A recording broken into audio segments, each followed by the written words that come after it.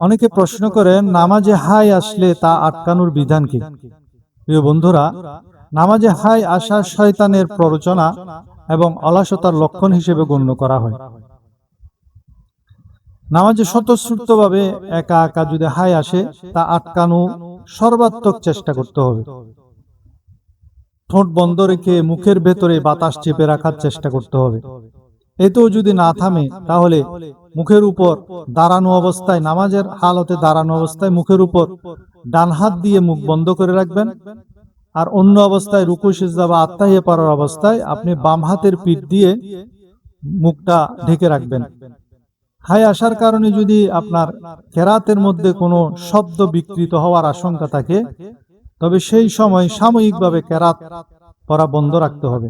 তখন এই যে সামান্য বিরতি দিচ্ছেন, এর জন্য নামাজের কোনো ক্ষতিও হবে না এবং নামাজে সাহু সিজদাও দেওয়ার প্রয়োজন নাই।